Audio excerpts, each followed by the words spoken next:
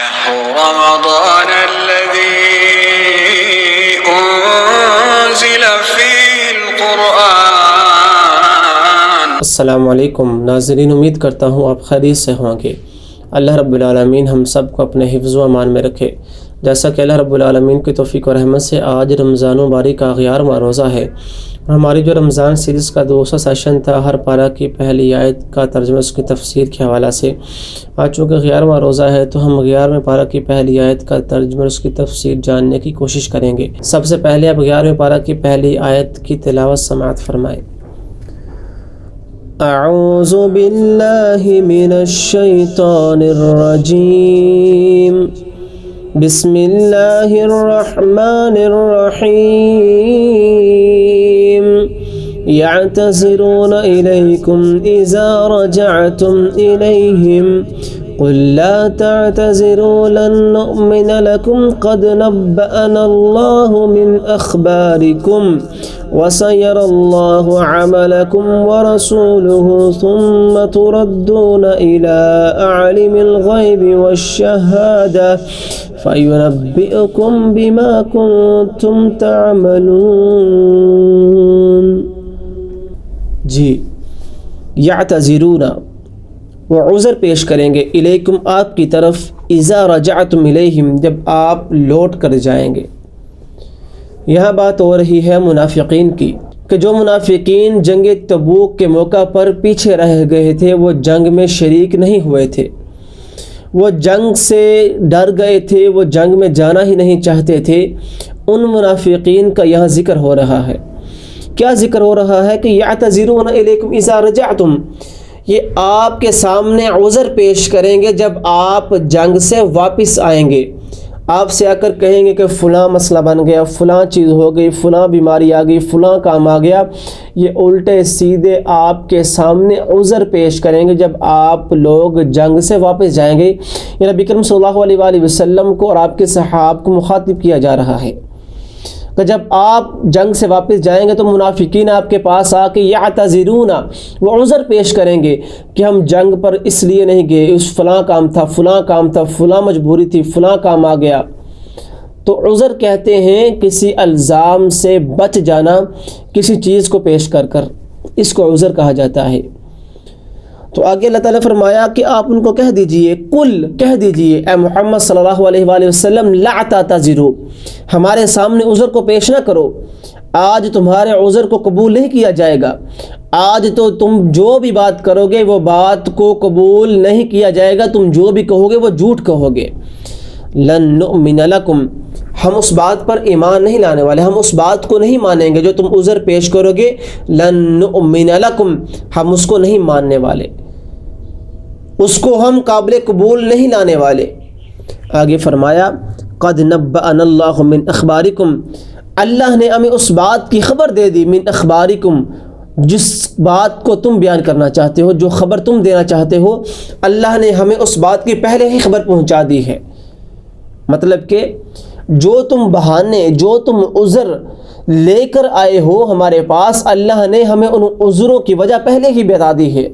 تمہارے ہر درمی کی وجہ، تمہارے پیچھے رہنے کی وجہ، تمہارے منافق ہونے کی وجہ اللہ تعالیٰ نے ہمیں پہلے ہی بتا دی ہے کہ تم جنگ میں کیوں نہیں شریک ہوئے، تم مسلمانوں کی صفوں میں جنگ میں کیوں نہیں گئے،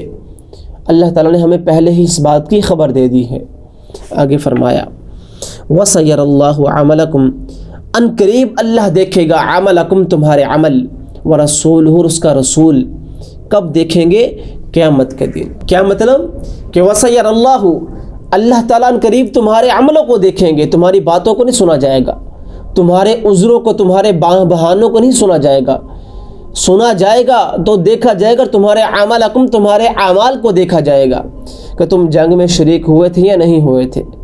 تم کس وجہ سے جنگ سے پیچھے رہ گئے تھے، تمہارے عملوں کو دیکھا جائے گا۔ اللہ اور اس کا رسول ان قریب تمہارے عملوں کو دیکھیں گے، تمہاری باتوں کو نہیں سنا جائے گا، تمہاری باتوں کو قابل قبول نہیں کیا جائے گا۔ ثم پھر تردون، تم لوٹے جاؤ گے، الی عالم الغیب والشہادہ، اس عالم الغیب اور وہ جو ہے وہ شہادہ، یہ اللہ کی صفات ہیں غیب اور شہادہ، تم اس ذات کی طرف لٹائے جاؤ گے جو عالم الغیب ہے، جو سینوں کے رازوں کو جاننے والا ہے، جو دل و دماغ کی باتوں کو جاننے والا ہے۔ ثم تردون الی عالم الغیب والشہادہ، تم اس ذات کی طرف عنقریب لٹائے جاؤ گے اور پھر تمہارے عملوں کو وہاں جا کر دیکھا جائے گا اور تولا جائے گا تم کیا کیا کرتے تھے اور کن کن بنا کی وجہ سے تم اللہ کے رسول کی بغاوت کیا کرتے تھے۔ تمہارے عملوں کو دیکھا جائے گا، تمہاری باتوں کو نہیں دیکھا جائے گا۔ فَيُنَبِّئُكُمْ، پھر تمہیں خبر دے گا، تمہیں بتائے گا وہ بِمَا كُنْتُمْ تَعْمَلُونَ، جو تم عمل کیا کرتے تھے، جو تم کام کیا کرتے تھے۔ کیا مطلب کہ جب تم اللہ کی طرف لٹائے جاؤ گے، جب تم اللہ کی طرف جاؤ گے، تردون اس کا مطلب ہے کہ قبروں سے اٹھاؤ جاؤ گے، جب قبروں سے اٹھا کر تم اللہ کی بارگاہ میں پیش ہوگے، جو عالم الغیب ہے، جو غیب کی خبریں رکھنے والا ہے، جو سینے کے رازوں کو جاننے والا ہے، جو دماغ کی باتوں کو جاننے والا ہے، وہ ان باتوں کو بھی جانتا ہے کہ جو تمہارے دل و دماغ میں ابھی آئی ہی نہیں، ان باتوں کو بھی خبر رکھنے والا ہے۔ جب تم اس کے پاس جاؤ گے، اس کے آگے کھڑے ہوگے، تو پھر فَيُنَبِّئُكُمْ، تمہیں وہ بتلائے گا بِمَا كُنْتُمْ تَعْمَلُونَ، جو کام تم دنیا میں کرتے رہے ہو، جو اعمال تم دنیا کائنات میں کرتے رہو گے، ان کی سب کی خبر دے گا۔ تمہارے سامنے تمہارے اعمالوں کے رجسٹر کو کھولا جائے گا، چھوٹی سے چھوٹی نیکی بھی لکھی ہوگی، چھوٹا سے چھوٹا گناہ بھی لکھا ہوگا، بڑے سے بڑا گناہ بھی لکھا ہوگا اور بڑے سے بڑی نیکی بھی لکھی ہوگی۔ اس دن کہے گا